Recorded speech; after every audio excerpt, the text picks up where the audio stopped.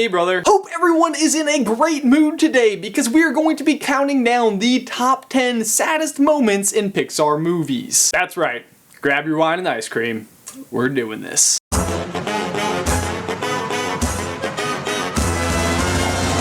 brother! Apparently this ice cream is actually high in protein. It's practically good for you. So if you have ever watched a Pixar movie before, you are probably aware that they can be super freaking sad. And with sadness not necessarily typically being something that is desirable, you may be wondering, why are we counting this down? But the original title of this video was going to be our top 10 favorite Pixar moments, and it just so happened to turn out that a lot of them were sad. It's one of the things that just sets Pixar apart from other animated films, what some people would call kids movies. I mean, who would subject their kids to this much crying? Bad parents. That's who. Before we begin, let me lay out some ground rules. Number 1, there are going to be spoilers. You have been warned. Number 2, please consume no more than 1 quart of ice cream while watching this video because it could be hazardous to your health. Number 3, make sure to recycle all of your tissues and keep your hands and legs in the vehicle at all times. If you don't, well, that leads us to number 10.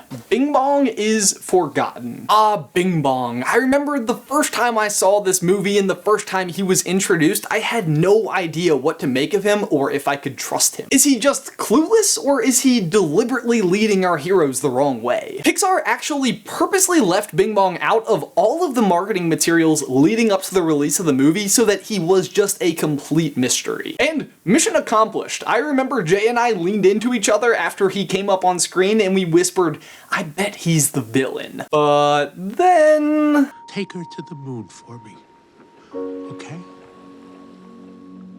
Really? That's number 10? This is gonna be hard. It's just the fact that he so willingly sacrifices himself that makes it so powerful. And it's kind of ironic that being forgotten is such a memorable scene from the movie. So if you are playing along at home, that earns you 3 scoops of ice cream, so please pause, consume, and resume. Number 9. Dory's reunion. We will never forget you, Dory. What if I forget you? Sadly, the movie isn't out yet, so we don't have the footage, but here's the setup. Dory finds herself alone in the ocean, finally completely isolated from any help. The exact situation she's been trying to avoid the whole movie. She tries to start reasoning stuff out and makes a little progress before quickly failing, until she starts following a line of seashells that eventually reunites her with her parents. The reunion itself is very happy, but what rips the tears right out of you is finding out that her parents have been making these trails every day for years. It's a perfect example of faith beyond all reason. Parents that just will not give up. We all have someone in our lives that we would never give up on, or someone who has never given up on us. And when the camera zooms back and we see the star of seashell trails just heading out in every direction, just, where's my baby Dory toy? When we see the undertow, we say... I'm assuming all of you said let's go. Okay, that helped. I'm better. Number 8. Woody's goodbye. This moment lasts about as long as it takes to say the word goodbye, but it kicks you straight in the tear factory. It's at the end of Toy Story 3 when Andy is happily handing over all of his toys to Bonnie, not realizing that Woody is in the bottom of the box. Bonnie starts to reach for him, and then...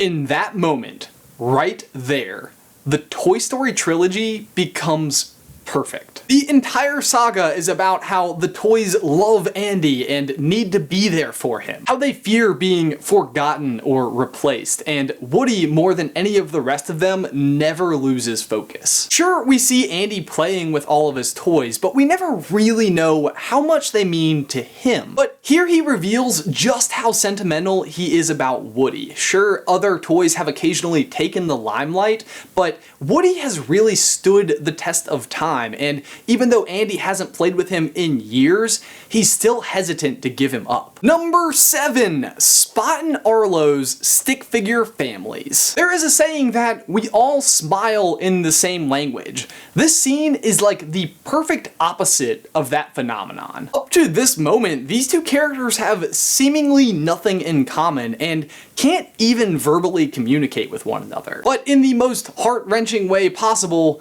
they find common ground, which they of course then use to cover up their dead stick figure parents. Does that mean? It is really hard to make light of some of these. Number 6, Wally's reset. The scene is so much like an onion, it's not even funny. It has layer on layer and just makes you sob. The whole film, Wally has done everything in his solar power to impress Eve and casually saves humanity in the meantime. As you do. Of course, it is not until he is nearly crushed to death that he finally wins Eve over. Women, am I right? To be fair, Eve does do everything in her solar power to repair him as fast as humanly machinely possible, only to find out that Wally's personality has been completely reset. The moment itself is sad, and when he finally grabs her hand, it is epic. But what makes this scene so powerful to me is Eve's urgency. She has shown precious little romantic interest in Wally throughout the entire film, but now she can't even wait long enough to drag him outside to recharge his batteries. Instead, she blasts off the roof of his house to bring him back to life 1 second faster. Now that's love. Number 5. Emily's Song. Toy Story 2 was Pixar's third feature film, and up until they told Jesse's backstory, they had been a pretty happy little studio. Sure, Buzz falling off the railing and having his entire identity crash in around him in Toy Story was pretty sad, but it wasn't quite the shampoo in the eyes fest that was Emily abandoning Jesse. It really set a precedent for sad moments in future Pixar movies and revealed just how emotionally powerful these animated movies can be. Sorry, Bambi's mom. And Mufasa. Everyone doing okay? Do we need another ice cream break? Number 4. Riley's first day of school. Don't lie, you know you had this day at school. I had this day at school. You tried to repress it, you tried to forget it, but Pixar dug it up and shoved it right in your face. Just like those tiny little jelly beans sending up the Triple Dent Gum song. What the? This again? I would go into more detail, but number 3 is Riley Comes Home. Are you kidding me, Inside Out? Is this your third entry on this list? Yeah, well, what do you expect when the hero of the movie is quite literally the concept of sadness? See, the tricky thing about Riley is how dangerously relatable she is, says a 26-year-old man about a 12-year-old girl. But that's exactly my point. She's basically a blank canvas for anybody to project themselves onto. For example, at this point in my life, I'm experiencing this scene from Riley's point of view, but I'm very interested to see how it changes if and when I ever become a parent. I would have to imagine from that perspective, it just takes on a whole new level of feels. Are there any parents out there? What was this scene like for you? Number 2. The toys at the dump. On the flip side of Riley, most of us probably can't relate to being a toy cascading towards an inferno of fire, and yet, this scene is so gut-wrenching. It's unique because while the whole series is about the toys' relationship with Andy, that's not the purpose of this scene. For that, see number 8. This scene is about the toys' relationship with you, the audience, down to the first-person perspective as Buzz reaches out for Woody's hand. Hashtag we are all Woody. It forces us to say goodbye to the toys. Just as the toys are helpless, so are we to help them. It reminds you not of the journey that Andy had with these toys, but rather the journey you've been on with these characters. It makes you realize that loss and change, no matter how painful, can sometimes be inevitable. Unless, you know, there's a giant claw or something. Number 1. I can't even say it. You guys already all know what it is. Let's just roll the clip.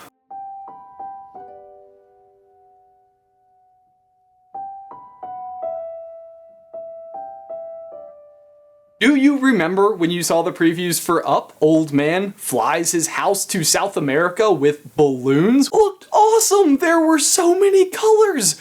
What could go wrong? Number 2. The toys at the dump. On the flip side of Riley, most of us probably can't relate to being a toy cascading towards an inferno of fire, and yet, this scene is so gut-wrenching. It's unique because while the whole series is about the toys' relationship with Andy, that's not the purpose of this scene. For example, at this point in my life, I'm experiencing this scene from Riley's point of view, but I'm very interested to see how it changes if and when I ever become a parent. I would have to imagine from that perspective, it just takes on a whole new level of feels. Are there any parents out there? What was this scene like for you? Number 3. Riley's Nobody expected the first 8 minutes of that movie, which may as well have taken place in an onion chopping, shampoo, hot sauce factory, and I saw it in 3D! And there you go, our top 10 saddest Pixar moments. Did everyone finish their ice cream? For those of you keeping score, Pete Docter directed 3 out of our top 4, so I don't know what he's directing next, but be sure to bring your tissues.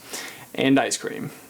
And wine. And of course, this is just our opinion. We know there are loads of other super sad moments in all of Pixar, so be sure to leave your thoughts and your favorites in the towel section down below. Thanks for watching this video. Be sure to like it and subscribe to the channel if you haven't already. If you'd like to check out more top 10 action from us, you can click here for the top 10 reasons why Syndrome is the best Pixar villain, or right here for the top 10 reasons why Mulan is the best Disney princess. But Jay, that is everything that I've got for you today, man. I will see you on Tuesday.